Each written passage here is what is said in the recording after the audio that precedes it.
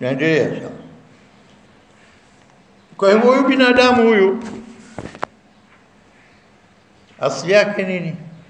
Wanasema wataalamu, binadamu katika vitu katika ardhi ana constituents za elements 16 mwili wake, kiwili chake. Na kuna wengine wanasema mpaka 36. Lakini huko kushindana baina 16 36 ni katika sehemu ndogo ndogo. Tujue kwamba 99 katika 100 ya binadamu mfumo wake ni hizi elements 6. Oxygen, carbon, hydrogen. Carbohydrates hizi ni carbon, hydrogen, oxygen. Ukitoka hapo vitu muhimu ni nitrogen ambayo inarudi kafanya nini ardhi kwa nini fertile ina rutuba nzuri, na calcium na phosphorus. Elements 6 hizi imeshachukua 99%. Imebakia nini? 1%. Katika hiyo 1% 0.85 mada nyingine 5 nazo nini? Potassium, sulfur, sodium, chlorine, magnesium. Kimebakia nini? 0.05. 0.15 katika percent. Sehemu ndogo kabisa. Hapo ndo tunapata hizo kutimiza 16 zilizobakia. Ina percent gani? Wala si chochote katika kiwili. Isipokuwa hizo wanasema hizi elements ambazo wanaita trace elements. Ni traces tu, kwa kidogo kidogo tu.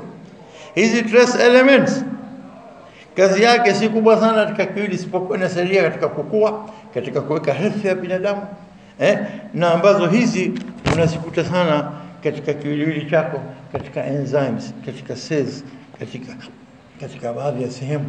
Hizi trace elements ambazo kama iko iron, iko iodine, iko fluoride, iko copper, iko zinc, iko chromium, manganese, molybdenum, selenium, hizi katika maji, lakini sehemu ndogo hiyo 0.15 yenyewe.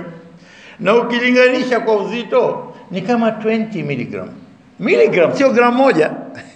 Miligram moja katika 1000 ya gram, basi sehemu 20 miligram. Hizi ndogo ndogo trace ndogo.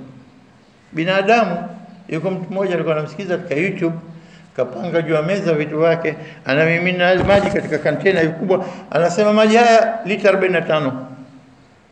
Akachukua chumvi kidogo na chumvi kidogo hii.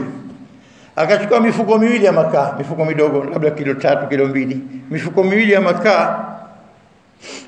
Unaweza kuchoma mishikaki yako au nini, au sio? Akapika chakula chako.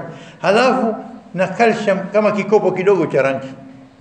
Calcium kikopo kidogo. Halafu akachukua na phosphorus. Phosphorus ni ile kichwa cha kibiriti chenye kuwaka. Kakusanya vipakiti vya vibiriti kiasi vini 6 vinakasema chembe za vijiti vile 2200, ile phosphorus yake ukitoa ni sasa na amount ya phosphorus ilikuwa katika kiwili cha binadamu. Alafu akaita msumari mmoja mdogo kama milimita 25, yani sikani inchi moja. Uzito wake ule 25 milimita. Vyote vitu hivi kapiga hesabu, anasema vyote vina cost $21.33. Dola 20,045. Kiwiliwili cha binadamu 1045. Yote hivi ndio kiwiliwili cha binadamu, constituents zake elements hizo. Kwa sababu ile imebakia 0.15 traces ndogo ndogo tu. Binadamu wewe $21. Astaghfirullah. Kitu gani kinachokupa kima ukawa ahsan? Fi ahsani taqwim. Ile roho unakuliziwa ina value yake nyingine. Binadamu bila roho, mzikeni upesi, anatoa harufu, anatukera nyumbani. Asio. Huyo ndo binadamu. $21.33 plus ruh. Amekuwa na human value thamani ya binadamu. Akawa fi ahsan taqwim. Plus ruh ile plus iman. Allahu akbar. Anakuwa kipenzi cha Allah subhanahu wa ta'ala. Unaona value inavyopanda. Toa ruh, toa iman, wallahi kama zoga binadamu, wala hana thamani yote. Na wallahi mambo makubwa. Binadamu anatakabbar na kutajabbar wala si chochote. Nani wewe? Binadamu huna thamani yote ila kun ma Allah. Nenda katika istiqama, fuata maamrisho Allah. Tazama thamani yako tunapokuwa mbele ya watu. Hajawa Mtume SAW mwenye kusifiwa mpaka siku ya kiyama, na Abu Jahil mwenye kulaaniwa mpaka siku ya kiyama. Hebu tazama mfano, tazama mfano.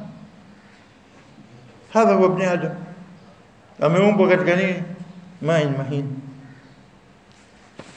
Binadamu wabada khalqa al-insani min tin, tumemuumba kutokana na udongo. Hawezi kukataa yote namna gani binadamu alivyoumbwa. Kama mtu ana YouTube anaweza kutazama a decomposition of human body. Kama tafungua decomposition of human body, basi atakuta ataka tafasili kwa urefu namna gani binadamu kuanzia sekunde anayokufa ile mpaka mwisho wake anakuwa nini, mchanga alivyokuwa. Utapata details chungu zima, kitu kimoja kimoja katika kiwili chako, namna gani wakati gani kinapodecay, kinapoharibika ikarudi katika asili ya nini, ya udongo. Subhanallah, Mwenyezi Mungu ametuachia kila kitu, isbati ya kuonesha utukufu wake na kuumba kwake na uungu wake. Subhanaka subhanaka subhanaka subhanaka. Naona bora tuendelee kidogo. Kwa hivyo aya inasema suma wabada khalqa al-insani min tin, akaanza kumuumba binadamu kutokana na udongo. Thumma ja'ala naslahu, ikisha akajalia nasl, ule uzao wake, kuzaliwa kwake. Nasl ni ule uzao wake.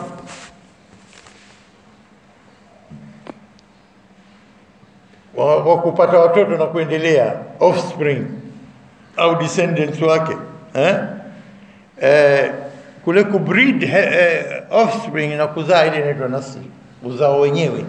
Thumma jaa naslahu min sulala, na sulala ni kizazi, uzao wake na kizazi chake. Sulalatin, sulala yenyewe nini? Akasema min ma'in mahin, kutokana nini? Maji yalikuwa mahin, maji madhaifu, ambayo pia yameitwa kwa khuliqa min ma'in dafiq, maji yenye kuchupa chupa. Ayahsabu al-insanu yutraka suda, atawacha tu hivi afanye anavyotaka. Alam yakun nutfa min mani, ma'in mahin, yumna, haja tone tu mani yanayotolewa katika kiwili cha mume. Halafu ka binadamu alipokuwa ma'in mahin, maji yalikuwa na udhalilifu kabisa, udhaifu kabisa. Maji haya ma'in mahin bimaana nutfa dhaifa raqiqa, nyepesi kabisa. Halafu akijitizama hali alivyo binadamu kutokana na ma'in mahin, kila akijifikiri katoka wapi, kibri yake itaondoka. Kama nafikiri kwa akili sasa, ataondoa kibri yake, kwa sababu si chochote si lolote. Ametoka wapi? Asijione sasa hivi ana nguvu, ana mali, ana power, ana nini, anafanya anavyotaka. La, wallahi una haki. Kama ulivyoumbwa ulikuwa dhaifu na utarudi tena udhaifu. Akamjaa anaishi ila ajali musamma, katika tumbo la mamake anakaa, ikisha anaumbwa anakuwa dhaifu. Ikiwa min ba'di dha'fin quwwa, baada ya dhaifu anakuwa nguvu. Wa min ba'di quwwati dha'fun wa shayba, anarudi tena dhaifu na anakuwa shaybe, mzee kizee, ana thamani yote ila kuwapa uzito tu watoto walobaki. Njoo nipeleke choni, njoo rejesho, hebu niletee maji, njoo nibadilishe nguo, njoo nilaze, njoo niamshe, njoo nipake mafuta, njoo nilete dawa. Si ndio hivyo, sio? Halafu mwisho haondoki mzee, tukastarehe. Astaghfirullah, astaghfirullah. Hivi ndivyo binadamu anapelekwa katika stage ili ajijue kaanza kutoka wapi na unakwenda wapi. Lakini Mwenyezi Mungu hapa aya alizostaja hizi anamfahamisha tu katika sura hii binadamu, hajataka kuelezea marahil takwin, marahil tatawur, stages of development katika kiwili cha binadamu. Kaweka katika aya nyingine, nenda katika sura al-Hajj, nenda katika sura al-Mu'minun, nenda katika sura hii al-Qiyama, sura nyinginezo utapata ile tafasili kwa urefu namna gani tokea tone la manii kuingia mpaka anapotoka. Subhanallah. Na ikiwa ni mahin maji dhaifu kaumbwa, hajamwacha hivi thumma, ikisha baada hapo sawa, amemtengeneza vizuri kama apenda Mwenyezi Mungu. Huwa alladhi yusawwirukum fil arham kayfa yasha, ni yeye anayekupambeni na kukupigeni picha, akakutengezeni mfano wenu kiwili chako namna apenda Mwenyezi Mungu, akakutia pua refu, akakutia sijui mdomo mpana, akakufanya sijui na nyusi zako zilizojaa, akafanya macho yako kama ya duara, akafanya sijui wewe anapopenda Mwenyezi Mungu. Leo kiwatazama binadamu namna anavyoomba, wewe chukua kitu kimoja tu, tazama meno yao akifungulia kinywa na meno yale idadi ile amepangika shape ile, lakini kila moja na shape yake, mfumo ule zimekaa kama shape ya meno ile. Lakini sasa huyu mashallah meno yake hapa yameinama kidogo, haya yameinuka, haya yamegandana hivi, na kila moja. Kuna watu wengine kwa meno tu unaona uzuri wake anapofungua, na wengine akifungulia mdomo utakimbia mbio. Anaomba anataka Mwenyezi Mungu, au sivyo? Jino limetokeza chini limekwenda, mingine yako mbele kidogo. Subhanallah. Binadamu leo kajaliwa pia hayo meno yanakuwa ikifika wakati pia yanatoka udogoni kwanza, alafu akija mingine hapo janabani. Yakishakuwa size ile anayotaka Mwenyezi Mungu iwe, mwisho yana stop kukua, hayaendelei kukua tena meno, kwa sababu kama itakuwa kama ilivyokuwa panya meno yao yanaendelea kukua. Ile kutafuna vile mpaka anapotafuna panya ni kwa ajili ya moja, kwa anatafuna kwa ajili ya meno. Kila kikikua inapata kukaa size ile isizidi, kwa sababu ikiendelea kukua itagongana meno, itaanza kupasua kila kitu. Na wale wapanya wanaoumbwa ikawa meno yao ya chini mfano mingi ndani kidogo hayakutani na ya juu, hawezi kutafuna yani, na kwa hivyo inakuwa mpaka anatoboa juu kinywa, sema juu ya kinywa mpaka anakufa. Kwa hivyo Mwenyezi Mungu atujalie binadamu ikifika size basi, hebu kwa leo meno yetu yanakuwa tu kila siku, sitakuwa hatari. Kila mmoja anaweka mabanda ya mbao nyumba, kila ikifika saa inaanza kuwa kubwa, anatafuna hatari. Mwenyezi Mungu ahsan takwimu yenyewe ndio hii. Kucha tu wewe tazama, kama utawacha utakuwa uchafu ndani, utakuwa marefu mpaka mwisho yanakera, ndio lazima ukate tu. Na unapokata vidole vyako vinapendeza makucha. Subhanallah, hikma rabbania. Thumma sawahu, akamtengeneza. Kumtengeneza kama unataka kuielezea sawahu hii, anza toka mnywele mpaka unyayo na kila sehemu. Tazama vipi sawahu, hajakosea siku moja Mwenyezi Mungu. Ngozi ya juu ya mguu yafuta kaweka chini kwenye nyayo, na nyayo kaja juu. Huwezi kwenda hapa mpaka kwenye mlango, ngozi yote itararuka. Na tazama ngozi ya nyayo kaifanya rangi yake special, kwenda kwenye mawe na kwenda kwenye mchanga, unakwenda kwenye kokoto, unapita tu. Mkono tazama kwenye kiganja huku na nyuma. Leo kitaka kucheki maji ya moto baridi, na kiganja na nyuma mkono. Hisia, ihsasi iko zaidi hapa. Kila kitu Mwenyezi Mungu akuumba wewe sawahu, amemtengeneza binadamu huyu, hataki abadilishiwe kitu kimoja. Mwenye vidole vitano nataka pia vidole 7 au 6. Tazama anapoteseka kidole cha 6 yule mwenye vidole 6. Au uongo? Vitano ukiweka vitatu tafrani, bila kukamata kitu na shindo. Hivi vidole na viungo vyake vinataka utasbihi kwa wingi. Subhanallah, subhanallah, usikamate subha tu, bora uwe kwa vidole, vinabaraka zaidi, kwa sababu vidole hivi vinapitia viungo vyake hivi vina nini? Vinaonesha utukufu wa Mwenyezi Mungu katika kuumba.